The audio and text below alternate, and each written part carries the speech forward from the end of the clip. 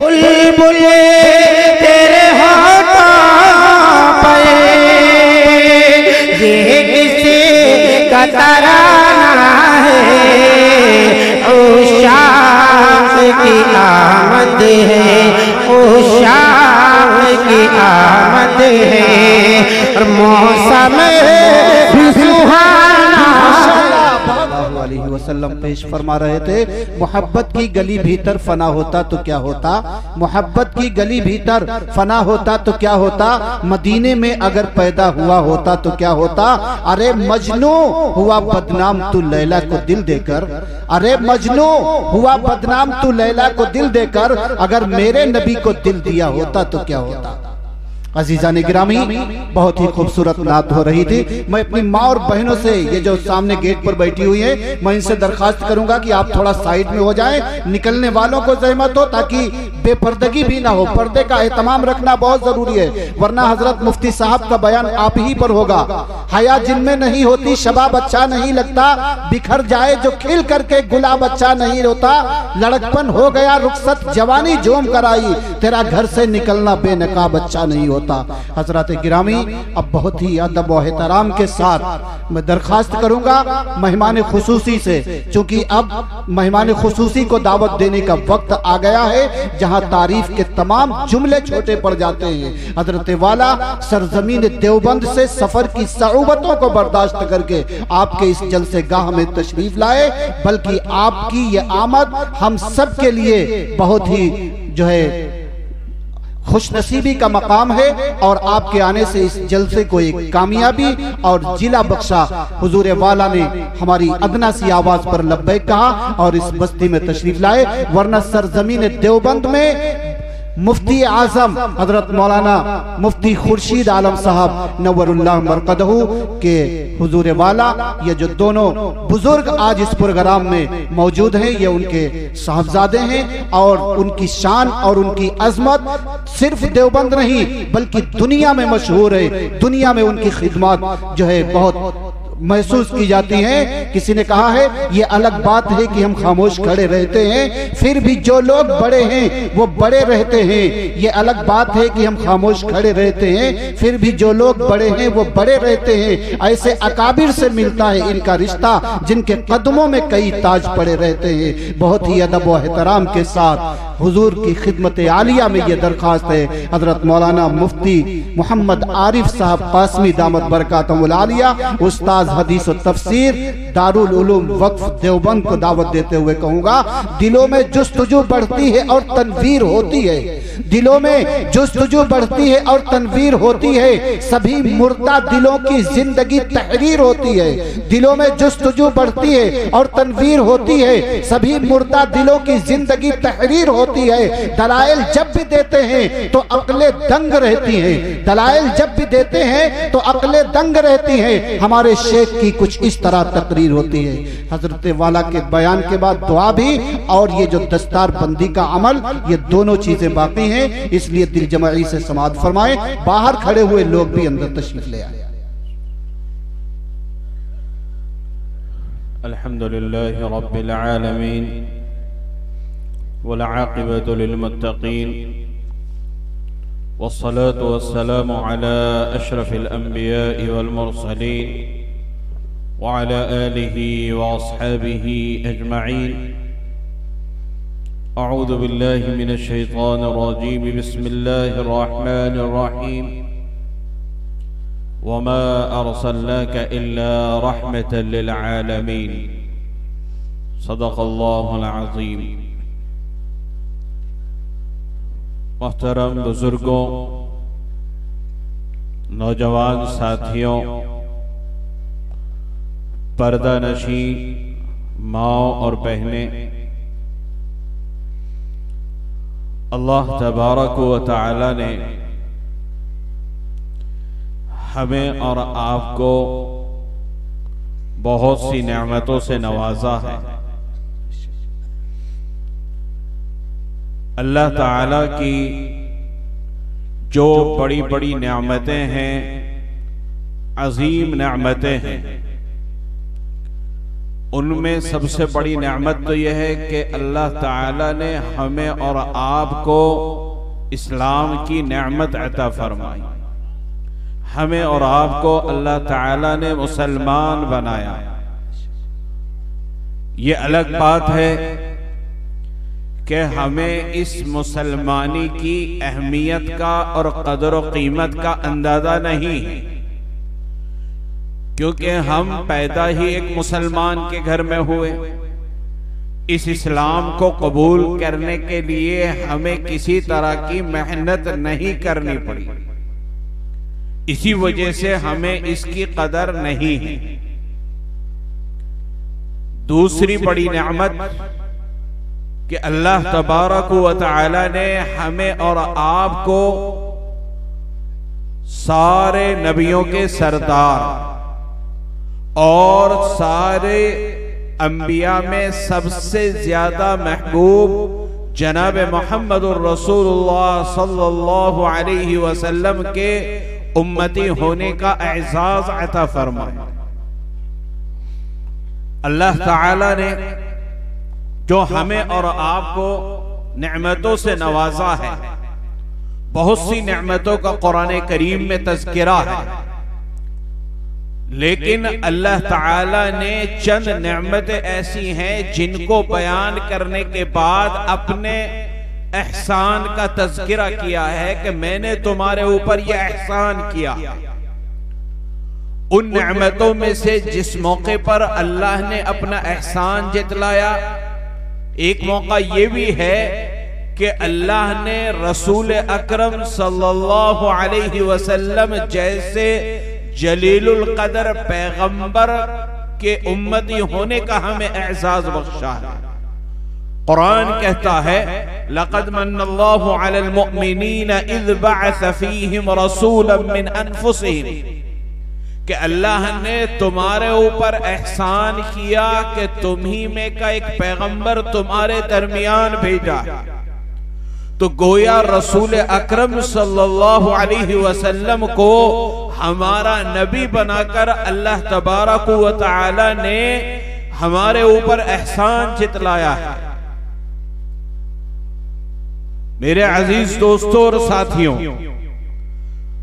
आप कुरान करीम के अंदर पिछली कौमों के हालात और वाक़यात पढ़ते हैं कि जब जब उन कौमों ने अल्लाह और उसके रसूल सल्लल्लाहु अलैहि वसल्लम की नाफरमानी की या अपने जमाने के पैगंबरों की उन्होंने नाफरमानी की, तब तब अल्लाह की तरफ से उनके ऊपर ऐसा अजाब आया कि उनका नामो निशान मिटा दिया गया, या बाज कौमों पर ऐसा अजाब आया कि उनके चेहरों को खिंजीर और बंदरों की शक्ल में तब्दील कर दिया गया। लेकिन हम और आप इतने गुनाहों के बावजूद, इतनी मासियतों के बावजूद और इतनी नाफरमानियों के बावजूद अगर अपनी इंसानी शक्लों पर जिंदा हैं, तो ये सिर्फ रसूल अकरम सल्लल्लाहु अलैहि वसल्लम की दुआ का नतीजा है। रसूल अकरम सल्लल्लाहु अलैहि वसल्लम ने दुआ फरमाई थी कि ए अल्लाह, मेरी कौम पर, मेरी उम्मत पर ऐसा अजाब मत भेजना कि उनके चेहरों को मस्त कर दिया जाए, उनके चेहरों को खिंजीर और बंदरों की शक्ल में तब्दील कर दिया जाए। मेरी उम्मत पर ऐसा अजाब मत भेजना। अल्लाह ताला ने रसूल अकरम सल्लल्लाहु अलैहि वसल्लम की दुआओं को कबूल कर रखा है। इसी वजह से हम और आप इतने गुनाहों और इतनी नाफरमानियों के बावजूद अपनी इंसानी शक्लों में और इस मुसलमानी शक्ल के अंदर जिंदा है।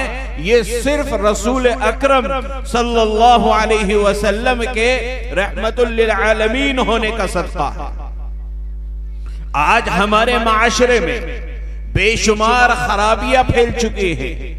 रसूल अकरम सल्लल्लाहु अलैहि वसल्लम ने उन खराबियों को कैसे दूर किया जाए, हर मौके के ऊपर हमारी और आपकी रहनुमाई फरमाई। मिसाल के तौर पर आज तकरीबन हर घर की एक कहानी है, और वो ये कि जब औलाद बड़ी हो जाती है, औलाद जवान हो जाती है, तो वो अपने माँ बाप के बुढ़ापे में उनका सहारा बनने के लिए तैयार नहीं होती। औलाद अपने माँ बाप की उनके बुढ़ापे की हालत में उनकी मददगार नहीं बनती।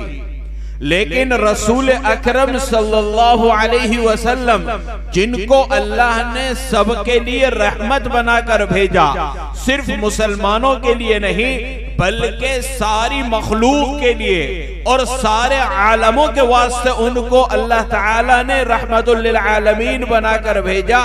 रसूल अकरम सल्लल्लाहु अलैहि वसल्लम ने हमें बताया कि ये बाप जिसकी हम उसके बुढ़ापे में कदर नहीं करते, उसकी नाकदरी करते हैं, तो आप सल्लल्लाहु अलैहि वसल्लम ने बताया कि ये बाप क्या होता है। रसूल अकरम सल्लल्लाहु अलैहि वसल्लम ने फरमाया कि अल्लाह की रजा बाप की रजा में है। अगर किसी का बाप अपनी औलाद से, औलाद की अपने माँ बाप की खिदमत करने की वजह से, इताअत करने की वजह से राजी होता है, तो इसका मतलब यह है कि उस बंदे से अल्लाह तबारक व तआला भी राजी है। और अगर किसी का बाप अपनी औलाद से नाराज हो, तो इसका मतलब यह है कि अल्लाह ताला भी उस बंदे से खुश नहीं है। एक मौके पर आप सल्लल्लाहु अलैहि वसल्लम ने इरशाद फरमाया कि बाप जन्नत का दरवाजा है। जैसे आप किसी भी इमारत के अंदर बगैर दरवाजे के दाखिल नहीं हो सकते, इसी तरीके से जन्नत के अंदर बगैर बाप को राजी किए हुए कोई भी इंसान दाखिल नहीं हो सकता। तो हमें और आपको चाहिए कि अपने बाप की कदर को पहचाने और अपने बाप के बुढ़ापे में उसका सहारा बने, उसका मुआविन बने, उसका मददगार बने। इसी तरीके से माँ क्या होती है, इसको भी अल्लाह के रसूल सल्लल्लाहु अलैहि वसल्लम ने बतलाया।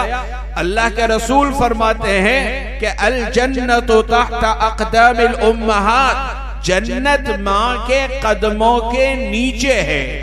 एक मौके पर अल्लाह के रसूल सल्लल्लाहु अलैहि वसल्लम ने फरमाया कि जो लड़का या लड़की, बेटा या बेटी अपने माँ या बाप के चेहरे पर मोहब्बत की नजर डाले, तो अल्लाह ताला उसको एक हज या एक उम्रे का अजर सवाब अता फरमाते हैं।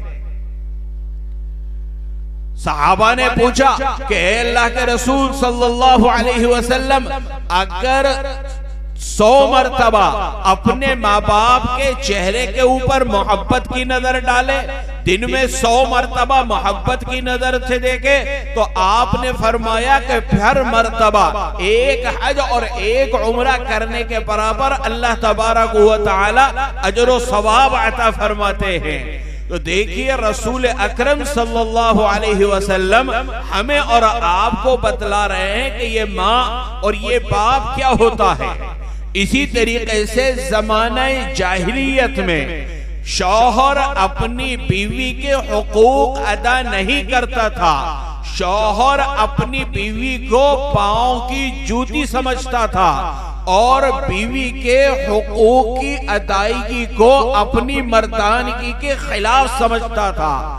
लेकिन रसूल अकरम सल्लल्लाहु अलैहि वसल्लम जब तशरीफ लाए और आप पर कुरान करीम नाजिल हुआ, तो अल्लाह की तरफ से हुक्म आया वआशिरूहुन्ना बिल मारूफ, के बीवियों के साथ अच्छा सलूक करो, बीवियों के साथ अच्छा बर्ताव करो। हुन्ना लिबासुल लकुम व अंतुम लिबासुल लहुन, यहाँ पर मर्द को औरत का और औरत को मर्द का लिबास करार दिया, और यहाँ मर्द को यानी शौहर को बीवी का और बीवी को शौहर का लिबास क्यों करार दिया? उसकी वजह यह है कि हम में से हर एक अपने आप की ज़ेबो ज़ीनत के लिए और अच्छा नजर आने के लिए, खूबसूरत नजर आने के लिए उम्दा से उम्दा लिबास पहनता है। तो इसी तरीके से मियाँ बीवी की जिंदगी खुशगवार गुजरे उसके लिए लाजिम और जरूरी यह है कि जैसे बीवी अपने शौहर के हुकूक को अदा करती है, ऐसे ही शौहर भी अपनी बीवी के हुकूक को अदा करे। इसी को अल्लाह ताला ने लिबास से ताबीर फरमाया है। रसूल अकरम सल्लल्लाहु अलैहि वसल्लम ने फरमाया, खैरुकुम खैरुल लिअहलिही व अना खैरुल लिअहली। तुम में बेहतर आदमी वो है जो अपने घर वालों के लिए अच्छा हो और मैं अपने घर वालों के लिए सबसे अच्छा हूँ। आज होता क्या है कि घर के बाहर तो हम बड़े हंसमुख, बड़े खुश अखलाक और बड़े अच्छा बर्ताव करने वाले माने जाते हैं, लेकिन जब घर के अंदर आते हैं, बाप की शक्ल में हो तो औलाद पर बिला वजह का रौब और गुस्सा, शौहर की शक्ल में हो तो बीवी के ऊपर गुस्सा। अल्लाह के रसूल फरमा रहे हैं कि जो अपने घर वालों के लिए अच्छा होता है वो बेहतरीन आदमी है और मैं खुद अपने घर वालों के लिए सबसे अच्छा हूँ। गोया अपने आप को रसूल अकरम सल्लल्लाहु अलैहि वसल्लम ने बतौर नमूना पेश किया है। तो रसूल अकरम सल्लल्लाहु अलैहि वसल्लम को अल्लाह ताला ने जो रहमतुल लिल आलमीन बनाया है वो सबके लिए रहमतुल लिल आलमीन बनाकर भेजा और सबने रसूल अकरम सल्लल्लाहु अलैहि वसल्लम के रहमतुल लिल आलमीन होने का सदका हासिल किया है। इसी तरीके से रसूल अकरम सल्लल्लाहु अलैहि वसल्लम ने छोटे बच्चों के बारे में फरमाया कि जो हमारे छोटों के साथ मोहब्बत का और शफकत का मामला नहीं करता तो वो हम में से नहीं है। इन बच्चों के साथ शफकत क्या है, इन बच्चों के साथ मोहब्बत क्या है, इन बच्चों के साथ हमदर्दी क्या है। हम ये समझते हैं कि इनके साथ शफकत, इनके साथ मोहब्बत ये है कि इनको बचपने के अंदर आजाद छोड़ दिया जाए, जो इनकी मर्जी आए बच्चे वो करे, जो इनका दिल चाहे वो करे, खेले कूदे और मौज मस्ती करे। याद रखिए कि अगर हमारा ये तर्ज अमल रहा और हमारी ये सोच रही तो कयामत के दिन हमसे अपने इन छोटों की सही तरबियत और तालीम का नज़म न करने की वजह से अल्लाह ताला की यहाँ पूछताछ होगी। तो इनके साथ रहमत, इनके साथ शफकत, इनके साथ मोहब्बत यह है कि इनकी बेहतरीन तालीमो तरबियत का हम और आप नज़म करें और इनकी अच्छी से अच्छी तरबियत की और परवरिश की हम और आप फिक्र करें। अल्लाह के रसूल फरमाते हैं, मल्लम यरहम सगीरना फलैसा मिन्ना। इसी तरीके से आम तौर पर जो लोग बड़े हो जाते हैं, बूढ़े हो जाते हैं, ज़ईफ हो जाते हैं, कमजोर हो जाते हैं, तो बस्ती के और महल्ले के बिलखुसूस नौजवान उनको खिलौना बना लेते हैं। अल्लाह के रसूल सल्लल्लाहु अलैहि वसल्लम फरमाते हैं कि जिसने उन बूढ़ों की इज्जत की जिसके बाल सफेद हो गए हों, तो वो ऐसा है जैसे उसने अल्लाह तबारक व तआला की इज्जत की और अल्लाह तबारक व तआला का उसने एहतराम किया। इसी तरीके से जो यतीम होते हैं, हम और आप माशरे के अंदर उन यतीमों के साथ अच्छा बर्ताव नहीं करते, उनके साथ हमदर्दी और शफकत के साथ पेश नहीं आते। रसूल अकरम सल्लल्लाहु अलैहि वसल्लम ने फरमाया, अना व काफिलुल यतीमी हाकदा, मैं और यतीम की कफालत करने वाला कयामत के दिन ऐसे होगा। यानी मैं और यतीम की कफालत करने वाला दोनों जन्नत में एक साथ होंगे। यानी यतीमों की कफालत करने वाले को अल्लाह ताला कयामत में रसूल अकरम सल्लल्लाहु अलैहि वसल्लम का कुर्ब अता फरमाएंगे। इसी तरीके से एक मौके पर रसूल अकरम सल्लल्लाहु अलैहि वसल्लम ईद की नमाज पढ़ाने के लिए घर से बाहर तशरीफ ले जा रहे हैं। रसूल अकरम सल्लल्लाहु अलैहि वसल्लम ने देखा कि चंद बच्चे हैं, नए कपड़े पहनकर खेल रहे हैं और आप सल्लल्लाहु अलैहि वसल्लम ने फिर देखा कि एक बच्चा गंदे और पुराने कपड़ों में उदास बैठा हुआ है।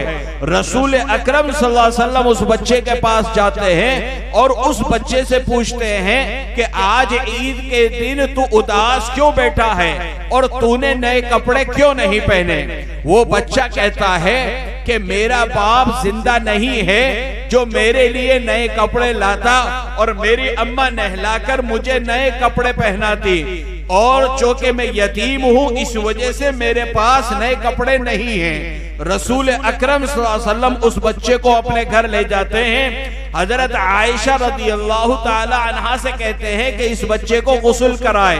हजरत आयशा उस बच्चे को गुस्ल कराती हैं। रसूल अकरम सल्लल्लाहु अलैहि वसल्लम के पास एक सुर्ख रंग की चादर होती है। उस चादर के दो हिस्से करते हैं, एक हिस्सा नीचे बांधते हैं और एक हिस्सा ऊपर डालते हैं। उस बच्चे के सर पर तेल लगाते हैं, कंघी करते हैं, सुरमा लगाते हैं और गोद में लेकर उस बच्चे को घर से बाहर निकलते हैं। जो बच्चे नए कपड़े पहनकर खेल रहे थे, जब उन्होंने ये मंजर देखा और उस बच्चे को रसूलुल्लाह सल्लल्लाहु अलैहि वसल्लम की गोद के अंदर देखा, तो उन बच्चों की ज़बानों से निकला कि काश हम भी यतीम होते, ये सआदत हमें हासिल होती।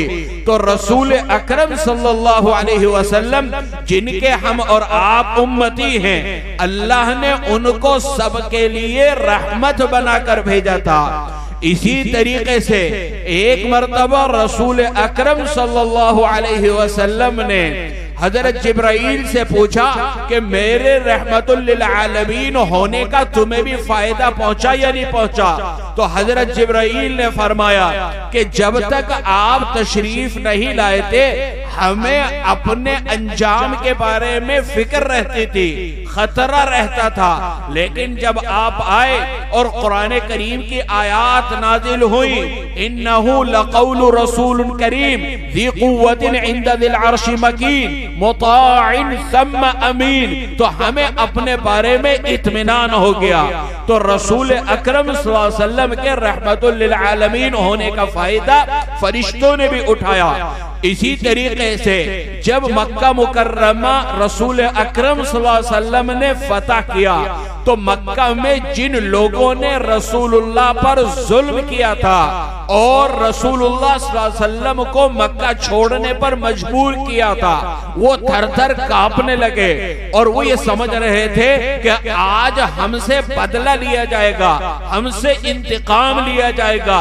जब रसूलुल्लाह सल्लल्लाहु अलैहि वसल्लम ने मक्का मुकर्रमा फतह किया, तो आप सल्लल्लाहु अलैहि वसल्लम ने फरमाया मैं तो तुमसे वही कहूंगा जो मेरे भाई यूसुफ अलैहिस्सलातु वस्सलाम ने कहा था, ला तसरीबा अलैकुमुल यौम, कि तुमसे बदला लेना तो बहुत दूर की बात, मैं तुमने जो मेरे साथ बुरा सलूक किया उसके बारे में कोई मलामत भी नहीं करूंगा। ला तसरीबा अलैकुमुल यौम। मेरे अजीज दोस्तों और साथियों, अल्लाह ने इतना प्यारा नबी हमें और आपको अता फरमाया कि अल्लाह ने उनकी भूल को भी हमारे लिए रहमत बना दिया।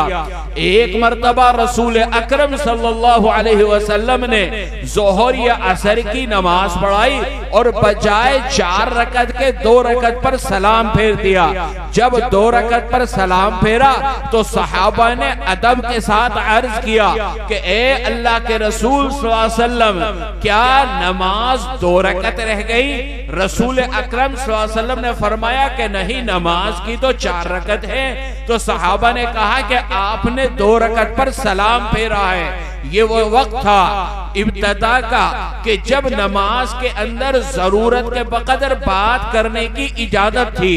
गर्द ये कि रसूलुल्लाह सल्लल्लाहु अलैहि वसल्लम ने फरमाया कि मैं भूला नहीं हूँ, बल्कि अल्लाह ने मुझसे भुलवाया है ताकि उम्मत को सजदा सहव का मसला मालूम हो जाए कि अगर नमाज के दौरान उनसे कोई गलती हो जाए तो वो अपनी नमाज को पूरी करके आखिर में सजदा सहव कर लें। तो रसूलुल्लाह सल्लल्लाहु अलैहि वसल्लम की भूल को भी अल्लाह ने हमारे लिए रहमत बना दिया।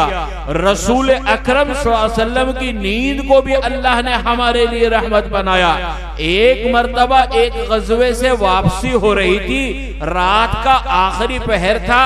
रसूलुल्लाह सल्लल्लाहु अलैहि वसल्लम ने हजरत बिलाल रज़ियल्लाहु ताला अन्हु से फरमाया कि तुम जागते रहो और हमें फजर की नमाज के लिए बेदार कर देना। रसूल अकरम सल्लल्लाहु अलैहि वसल्लम और दूसरे सहाबा आराम फरमाने लगे। हजरत बिलाल ऊंट से टेक लगाकर बैठ गए, वो भी थके हुए थे, उनको भी नींद आ गई। जब आँख खुली तो सूरज निकल रहा था। रसूल अकरम सल्लल्लाहु अलैहि वसल्लम के चेहरे अनवर पर जब सूरज की किरणें पड़ी तो रसूलुल्लाह सल्लल्लाहु अलैहि वसल्लम उठे और हजरत बिलाल को उठाया और फरमाया कि ए बिलाल ये क्या है, यानी तुम्हें तो मैंने इसलिए मुतय्यन किया था कि नमाज के वक्त हमें उठाओगे और तुम खुद सो गए। हजरत बिलाल ने कहा कि ए अल्लाह के रसूल सल्लल्लाहु अलैहि वसल्लम, जिस जात ने आपको सुला दिया उसी जात ने मेरे ऊपर भी नींद तारी कर दी।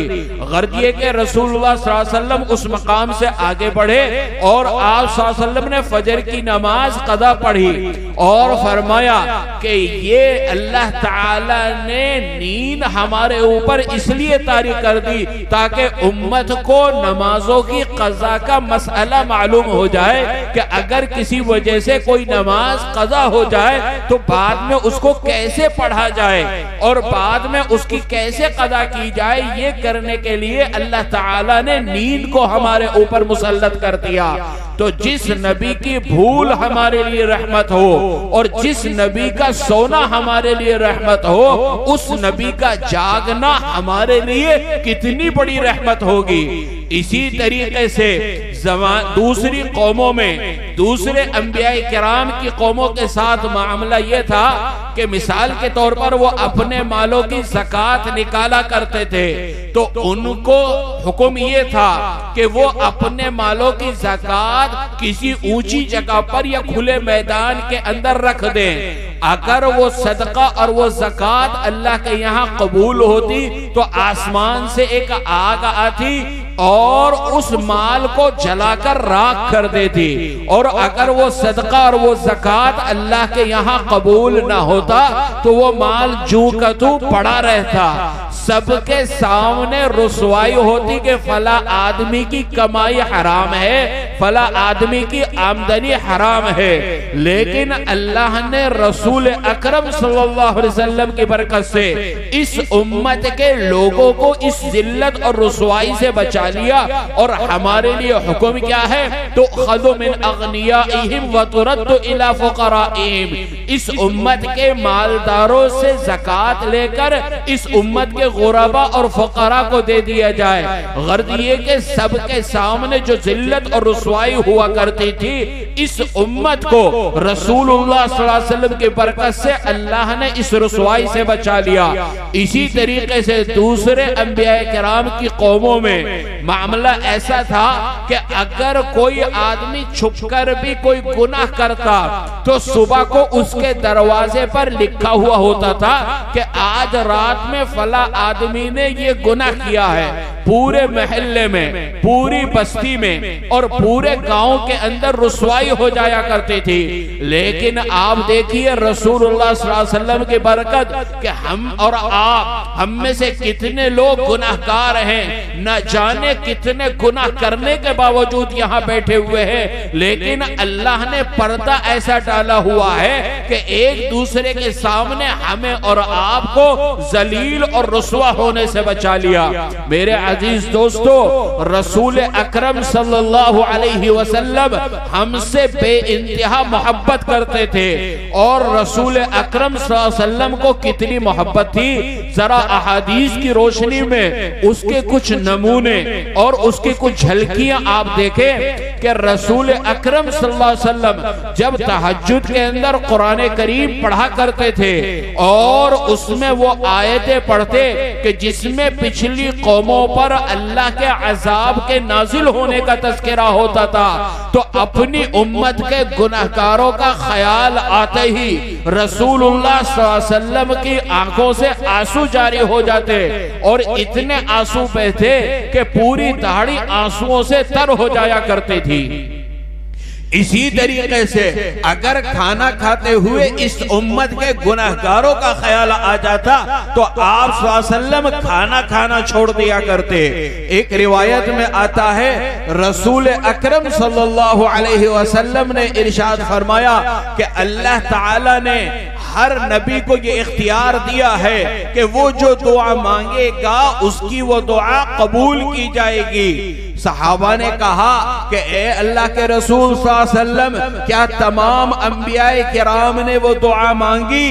रसूलुल्लाह सल्लल्लाहु अलैहि वसल्लम ने फरमाया कि सारे अंबियाए किराम ने वो दुआ मांगी है। फिर सहाबा ने पूछा कि ए अल्लाह के रसूल सल्लल्लाहु अलैहि वसल्लम, क्या आपने भी वो दुआ मांगी? रसूल अकरम सल्लल्लाहु अलैहि वसल्लम ने फरमाया नहीं, मैंने उस दुआ को अपनी उम्मत के लिए जखीरा बना दिया है। कयामत के दिन अल्लाह ताला से अपने उम्मत के गुनहगारों की मगफिरत कराऊंगा। रसूल अकरम सल्लल्लाहु अलैहि वसल्लम अपने उस हक का इस्तेमाल करते हुए अपने लिए दुनिया की जो चाहे नेमत तलब कर सकते थे, लेकिन अल्लाह के रसूल ने हमारे से मोहब्बत की बुनियाद पर इस उम्मत के गुनहगारों के लिए उस दुआ और उस इख्तियार को कयामत के लिए उठाकर रखा है और अल्लाह से वहां मांगेंगे और अपनी उम्मत के गुनहगारों को जहन्नम से निकालकर जन्नत के अंदर दाखिल कराएंगे। रिवायात के अंदर आता है कि रसूल अकरम सल्लल्लाहु अलैहि वसल्लम से अल्लाह ताला ने वादा फरमाया कि तुम्हारी उम्मत के 70,000 लोगों को बिला हिसाबो किताब जन्नत के अंदर दाखिल करूंगा और इन 70,000 में से हर 1,000 के साथ 70,000 लोग बिला हिसाबो किताब जन्नत के अंदर दाखिल होंगे। यानी लाखों लोगों के बिला हिसाबो किताब जन्नत में दाखिल होने का अल्लाह ने वादा किया। रसूल अकरम सल्लल्लाहु अलैहि वसल्लम रोते हैं और दुआ करते हैं और कहते हैं कि या अल्लाह, बस मेरी उम्मत के तो और भी लोग हैं, उनका क्या होगा?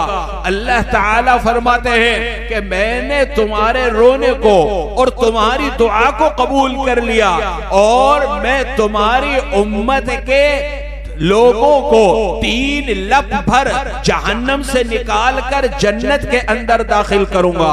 इसी तरीके से हदीस में आता है कि एक मर्तबा हजरत जिब्राइल रसूल अकरम सल्लल्लाहु अलैहि वसल्लम के पास आते हैं और चेहरे के ऊपर गम के आसार हैं, चेहरा कुछ अफसुर्दा सा है। रसूल अकरम सल्लल्लाहु अलैहि वसल्लम ने पूछा कि ए जिब्राइल, तुम इतने गमगीन क्यों नजर आ रहे हो? तो हजरत जिब्राइल ने फरमाया कि अल्लाह के हुक्म से जहन्नम का मुशाहिदा करके आ रहा हूं। रसूलुल्लाह सल्लल्लाहु अलैहि वसल्लम ने पूछा कि तुमने जहन्नम के अंदर क्या देखा?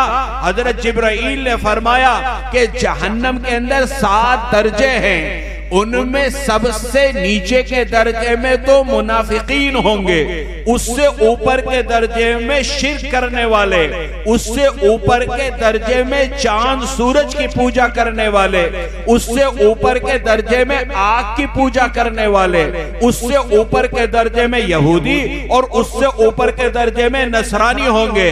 7 में से 6 दर्जे बयान किए और सबसे ऊपर के दर्जे में कौन होगा यह बयान नहीं किया। हजरत जिब्राइल खामोश हो गए। रसूल अकरम सल्लल्लाहु अलैहि वसल्लम ने पूछा कि ए जिब्राइल, बताओ कि जहन्नम के पहले दर्जे में कौन होगा? हजरत जिब्राइल ने फरमाया कि आपकी उम्मत के गुनहगार जहन्नम के पहले दर्जे के अंदर होंगे। ये सुनना था कि रसूल अकरम सल्लल्लाहु अलैहि वसल्लम ज़ारो कतार रोते हैं। रिवायात के अंदर आता है कि 3 दिन रसूलुल्लाह सल्लल्लाहु अलैहि वसल्लम पर यह कैफियत रही कि नमाज पढ़ाने के लिए मस्जिद नबवी में आते हैं और नमाज पढ़ाकर सहाबा से बात किए बगैर अपने हुजरे में चले जाते हैं और आपकी आंखें और आपके चेहरे को देखकर लगता है कि आप ज़ारो कतार रोते रहे हों। जब 3 दिन हो गए और सहाबा से कोई बात नहीं की, सहाबा की बेचैनी बढ़ने लगी। हजरत अबू बकर सिद्दीक रज़ियल्लाहु ताला अन्हु रसूल अकरम सल्लल्लाहु अलैहि वसल्लम के दरवाजे पर पहुंचते हैं, कुंडी बजाते जाते हैं, सलाम करते हैं, अंदर से सलाम का जवाब नहीं मिलता, ज़ारो कतार रोते हुए वापस जाते हैं। हजरत उमर से मुलाकात होती है और हजरत उमर से कहते हैं कि रसूलुल्लाह सल्लल्लाहु अलैहि वसल्लम 3 दिन हो गए हमसे कोई बात नहीं कर रहे, तुम जाओ, शायद रसूलुल्लाह सल्लल्लाहु अलैहि वसल्लम बता दे वजह क्या है। चुनाचे वो आते हैं, दरवाजा बजाते हैं और सलाम करते हैं, उनको भी अंदर से कोई जवाब नहीं मिलता। हजरत उमर भी रोते हुए वापस जाते हैं। हजरत सलमान फारसी से मुलाकात होती है, हजरत सलमान फारसी को भेजते हैं, वो भी दरवाजे पर आते हैं, सलाम करते हैं, लेकिन कोई जवाब नहीं मिलता, वो भी वापस जाते हैं और हजरत अली से कहते हैं। हजरत अली ने खुद जाने के बजाय रसूलुल्लाह सल्लल्लाहु अलैहि वसल्लम की चहेती साहिबजादी हजरत फातिमा रज़ियल्लाहु ताला अन्हा को भेजा। हजरत फातिमा घर पर आती हैं, दरवाजे पर दस्तक देती है, सलाम करती है। अब्बा ने घर में आने की इजाजत दे दी।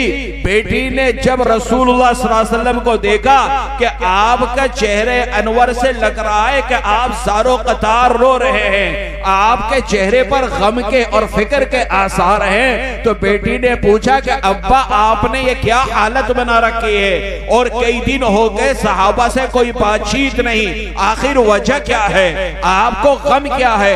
तो नबी करीम सल्लल्लाहु अलैहि वसल्लम ने फरमाया जिब्राइल आए थे और उन्होंने बताया कि आपकी उम्मत के गुनहगार जहन्नम के अंदर जाएंगे। ये कहकर फिर ज़ारो कतार रोने लगते हैं, सजदे में गिर पड़ते हैं। उस मौके पर कुरान की आयत नादिल होती है, वला सौफ युअतीका रब्बुका फतरदा, आपका रब आपको इतना देगा कि आप खुश हो जाएंगे।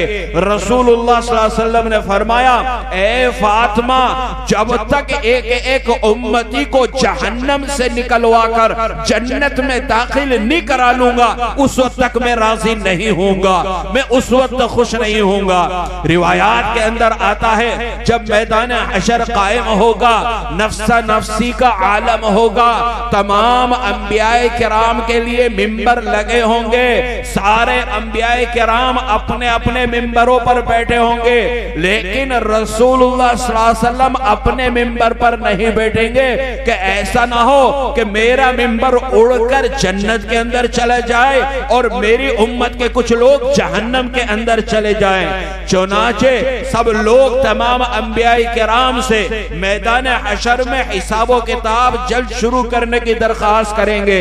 सारे अंबियाए किराम इंकार करेंगे।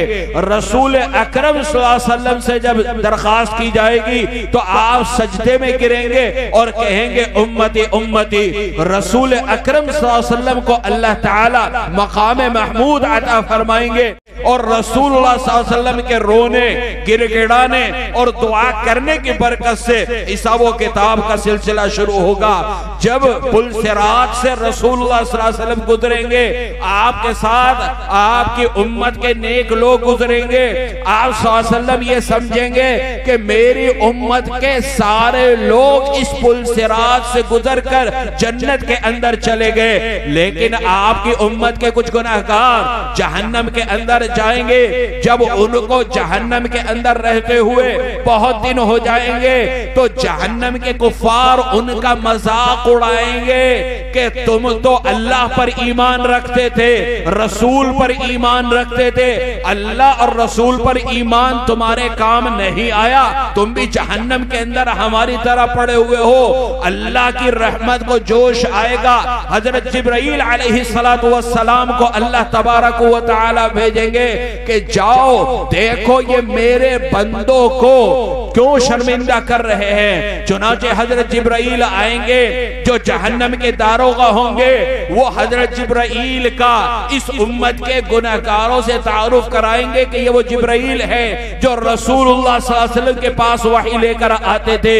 इस उम्मत के गुनहगार जो जहन्नम के अंदर होंगे, हजरत जिब्राइल के जरिए रसूलुल्लाह को पैगाम भिजवाएंगे कि अल्लाह के रसूल को पैगाम देना कि ए अल्लाह के रसूल आप हमें भूल गए और हम जहन्नम के अंदर पड़े हैं। हजरत जिब्राइल रसूलुल्लाह सल्लल्लाहु अलैहि वसल्लम की खिदमत में पहुंचेंगे, वहां पर सारे अंबिया किराम होंगे, सारे जन्नती वहां पर मौजूद होंगे और इन जहन्नमियों का पैगाम हजरत जिब्राइल के जरिए से जब रसूलुल्लाह सल्लल्लाहु अलैहि वसल्लम को मिलेगा तो रसूलुल्लाह सल्लल्लाहु अलैहि वसल्लम अल्लाह से दुआ करेंगे और अल्लाह के हुक्म पर इन जहन्नमियों को जहन्नम से निकाल कर जन्नत में दाखिल कराने के लिए रसूल अकरम सल्लल्लाहु अलैहि वसल्लम ही तशरीफ ले जाएंगे। सारे अंबिया किराम और सारे जन्नती और फरिश्ते सब जाएंगे। चुनाचे एक एक इस उम्मत के गुनहगार को जो जहन्नम के अंदर दाखिल होगा निकाल कर जन्नत के अंदर रसूलुल्लाह सल्लल्लाहु अलैहि वसल्लम दाखिल कराएंगे। तो रसूल अकरम सल्लल्लाहु अलैहि वसल्लम का हमारे साथ मोहब्बत का यह मामला कि रसूलुल्लाह सल्लल्लाहु अलैहि वसल्लम हमारे लिए बेचैन, रसूलुल्लाह सल्लल्लाहु अलैहि वसल्लम हमारे लिए तड़प महसूस करते हैं। हमें इतना बड़ा एहसास अल्लाह तबारक व तआला ने अता फरमाया, लेकिन हमारा हाल क्या है? हम अपने मकाम को, अपने मर्तबे को भूल गए। हमें इसका एहसास नहीं कि अल्लाह ने इतना बड़ा एहसास हमें अता किया था। रसूलुल्लाह सल्लल्लाहु अलैहि वसल्लम का उम्मती हमें बनाया था, सारे नबियों के सरदार का उम्मती हमें बनाया था और उनके वास्ते से अल्लाह ने हमें भी सरदारी अता फरमाई थी। लेकिन हम और आप दुनिया की दलदल के अंदर इस तरीके से फंस चुके हैं कि हमने अपने मकाम और अपने मर्तबे को भुला दिया और फरामोश कर दिया। हमारे जो नौजवान हैं, चाहे वो लड़के हों या हमारी नौजवान बहनें हों, दुनियावी फैशन के अंदर इस तरीके से एक दूसरे से आगे बढ़ने की फिक्र कर रहे हैं कि घर का निजाम और घर का माहौल बिगड़ कर रह गया। मेरे अजीज दोस्तों और साथियों, अल्लाह ने हमें और आपको मुसलमान बनाया। मुसलमान का मतलब क्या है? मुसलमान का मतलब है फर्मा बरदार। किसका फर्मा बरदार? अल्लाह का और अल्लाह के रसूल का फर्मा बरदार। खुदा के लिए अपने मकाम और मर्तबे को पहचानिए और अपने मकाम और मर्तबे को पहचानते हुए एक पक्के और सच्चे मुसलमान और एक पक्का सच्चा रसूल अकरम सल्लल्लाहु अलैहि वसल्लम का उम्मती बनने की कोशिश कीजिए। आज हम और आप गुनाहों की दलदल में फंसे हुए हैं और गुनाहों के मजे ले रहे हैं। हमने और आपने अपने इस नफ्स को गुनाहों का ऐसा मजा चखा दिया कि ये हमें गुनाहों के अंदर फंसाता चला जा रहा है। अगर हम एक मर्तबा हिम्मत करके अपने इस नफ्स को और अपने शैतान को नेकियों का जायका चखा दे तो इंशाअल्लाह ये नफ्स कभी भी हमें और आपको गुनाह पर आमादा करने की कोशिश नहीं करेगा। हजरात सहाबा किराम वो भी हमारी और आपकी तरह के इंसान थे। उनका भी नफ्सानी ख्वाहिशात थी, उनको भी बहकाने के लिए शैतान मुसल्लत था, लेकिन उनके ऊपर जो शैतान मुसल्लत था उनके अज़्म, उनकी हिम्मत, उनकी ईमानी कुव्वत और ताकत की वजह से वो भी उनकी बात मानने पर मजबूर हो जाता था। आप देखिए एक सहाबी की एक मर्तबा तहज्जुद की नमाज फौत हो गई, उनकी आंख नहीं खुल सकी, तहज्जुद की नमाज कदा हो गई। उनकी आंख उस वक्त खुली जब फजर की अजान हो रही थी। उन्होंने फजर की नमाज पढ़ने के बाद अल्लाह के सामने रो रो कर गिड़गिड़ा कर माफी मांगी। रात के तहज्जुद न पढ़ने पर सारा दिन रोते रहे, सारे दिन अल्लाह से माफी मांगते रहे। जब अगली रात आई सो गए। चुनाचे रात का आखिरी पहर आया जिस वक्त तहज्जुद पढ़ी जाती है, कोई साहब आए और उनके पांव हिलाकर उनको उठाने लगे। उन सहाबी ने देखा कि एक अजनबी चेहरा है, एक अजनबी आदमी है और मुझे तहज्जुद के लिए उठा रहा है। उन सहाबी ने कहा कि आप कौन हैं और मुझे क्यों उठा रहे हैं? उस शख्स ने यह कहा कि तहज्जुद का टाइम हो चुका, आप तहज्जुद पढ़ लीजिए। उन सहाबी ने कहा कि पहले बतला कि तू कौन है और मुझे तहज्जुद के लिए क्यों उठा रहा है? वो कहने लगा देखिए टाइम इतना नहीं है, हो सकता है आज की तहज्जुद भी कदा हो जाए, लिहाजा आप पहले जल्दी से तहज्जुद पढ़ लीजिए। उन सहाबी ने कहा कि जब तक तू नहीं बताएगा कि तू कौन है मैं तहज्जुद नहीं पढ़ूंगा। वो शैतान वो कहने लगा कि मैं शैतान हूं और मैं तुझे जगाने के लिए आया हूँ। उन सहाबी ने कहा कि शैतान और तहज्जुद के लिए उठाने के लिए आए, वो तो नमाज कदा कराता है, कहाँ नमाज के लिए उठाएगा। उस शैतान ने कहा कि कल मैंने तुम्हें गहरी नींद सुलवा दिया, तुम्हारी तहज्जुद की नमाज कदा हो गई और तुम सारा दिन इतना रोए, इतनी अल्लाह से तौबा की और इतनी माफी मांगी, उस पर अल्लाह ने तुम्हें इतना अजर सवाब अता फरमा दिया कि रात में तहज्जुद पढ़ने पर भी इतना अजर सवाब ना मिलता। मैं नहीं चाहता कि आज तुम्हारा तहज्जुद कदा हो तो फिर रो, माफी मांगो, तौबा करो, इस्तिग़फ़ार करो और अल्लाह फिर कल की तरह ढेरों इनामात और ढेरों सवाब तुम्हारे नाम अमाल के अंदर लिख दे। मेरे अजीज दोस्तों, उन सहाबी पर जो शैतान मुसल्लत था, उनको बहकाने के लिए उन सहाबी की ईमानी कुव्वत, ईमानी ताकत और ईमानी जज्बा देखकर वो भी उनको नेकियों के लिए उठाने पर मजबूर हो जाता है।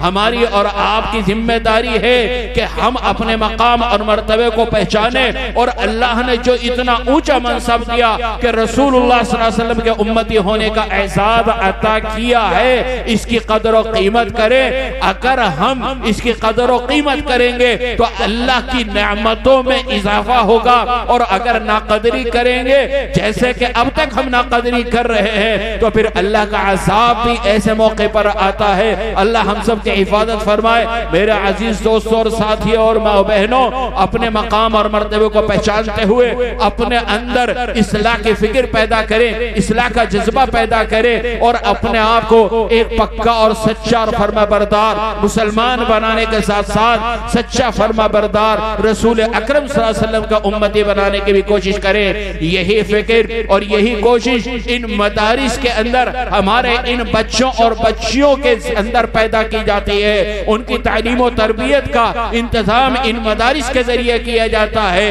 इन मदारिस के साथ हमारा और आपका ताल्लुक ये एक ईमानी कुव्वत की अलामत है।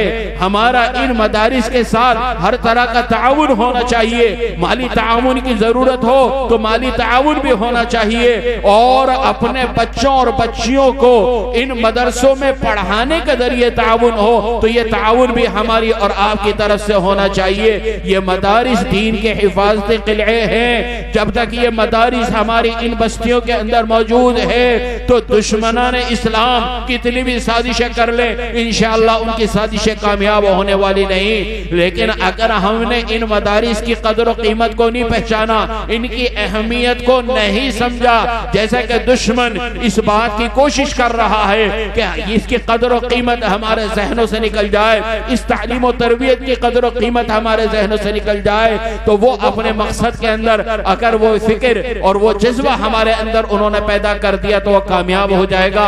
हमें और आपको चाहिए कि इन मदारिस को ज्यादा से ज्यादा रिवाज दें, ज्यादा से ज्यादा इनके ताबीर और तरक्की के अंदर हिस्सा लें। याद रखिए, हजरत अली रज़ी अल्लाह तआला अन्हु फरमाते हैं कि अगर कोई गरीब, कोई फकीर आदमी आपके दरवाजे पर आता है और वो रोटी मांगता है और औरत जो रोटी पका रही है अपने बच्चे के जरिए गरीब को रोटी देती है तो अल्लाह ताला 3 लोगों की मग़फ़िरत का फैसला फरमाते हैं। एक उस मर्द की जो कमाकर घर में खाने पीने का सामान लाता है, दूसरे वो औरत जो घर में खाना पकाती है और तीसरे वो बच्चा जिसके जरिए औरत ने गरीब और फकीर को रोटी या खाना भिजवाया। लेकिन इन मदारिस के अंदर जो ये पढ़ने पढ़ाने का काम होता है, इसके जरिए अल्लाह ताला 4 लोगों की मग़फ़िरत फरमाते हैं। एक उस तालिब इल्म की जो अपने उस्ताद के सामने इल्मी सवाल करता है, सबक लेता है, सबक याद करता है, सबक सुनाता है, अल्लाह उसकी भी मग़फ़िरत का फैसला फरमाते हैं। दूसरे उसके उस्ताद की जो इसकी इल्मी प्यास बुझाता है उसकी भी मग़फ़िरत का फैसला फरमाते हैं। इसी तरह दरसगाह में जितने बच्चे और बच्चियां इस सवालों जवाब को सुनने वाले हैं, अल्लाह उनकी भी मग़फ़िरत का फैसला फरमाते हैं। इसी तरीके से से चौथे नंबर पर इस निजाम को चलाने वाले जितने भी मुआविनीन हैं अल्लाह उनकी भी मगफिरत का फैसला फरमाते हैं। चाहे मदारिस का इंतजाम संभालने वाले उसके जिम्मेदारान हो, मोहतमिम साहिबान हो, या असातिदा या दूसरे कारकुनान हो, या आप में से हर एक मदारिस के साथ ताउन करने वाले हो, इन तमाम की अल्लाह तबारक व तआला मगफिरत फरमाते हैं। ये इस तरह के मौके के ऊपर जो ये मदारिस आपसे चंदे की अपील करते हैं, याद रखिए ये चंदे की अपील ये रसूल अकरम सल्लल्लाहु अलैहि वसल्लम से साबित है। ग़ज़वा तबूक के मौके पर रसूल अकरम सल्लल्लाहु अलैहि वसल्लम ने हज़रत सहाबा किराम से दीन की जरूरत को सामने रखते हुए चंदे की अपील की थी, और हज़रत सहाबा किराम ने दीन के नाम पर, अल्लाह के नाम पर रसूल अकरम सल्लल्लाहु अलैहि वसल्लम की खिदमत में चंदा पेश किया था। इसी तरीके से ये मदारिस आपके सामने मदारिस की जरूरियात रखते हैं, मदारिस के अखराजात रखते हैं, और जाहिर सी बात है कि ये जिम्मेदारी हर बस्ती के अंदर रहने वाले लोगों को ही उठानी है। यह आपकी जिम्मेदारी है कि इन मदारिस के जरिए से ज्यादा आप ताउन करें, और आप जो ताउन करेंगे यह आपका इंशाअल्लाह रायगा नहीं जाएगा, बल्कि आप जो कुछ भी इन मदारिस के लिए देंगे ये ऐसा है गोया आपने अल्लाह ताला को कर्जा दिया हो। अल्लाह ताला फरमाते हैं मन दल्लज़ी युक़रिदुल्लाह क़र्ज़न हसनन फ़युज़ाइफ़हु लहु अज़आफ़न कसीरा, कौन है जो अल्लाह मियां को कर्जा दे ताकि अल्लाह उसके बदले में कई गुना बढ़ा कर दे। जब ये आयत नाज़िल हुई तो सहाबा ने पूछा कि अल्लाह के रसूल, अल्लाह मियां हमसे कर्ज मांग रहे हैं और हम अगर अल्लाह मियां को कर्जा दे तो हमें क्या मिलेगा?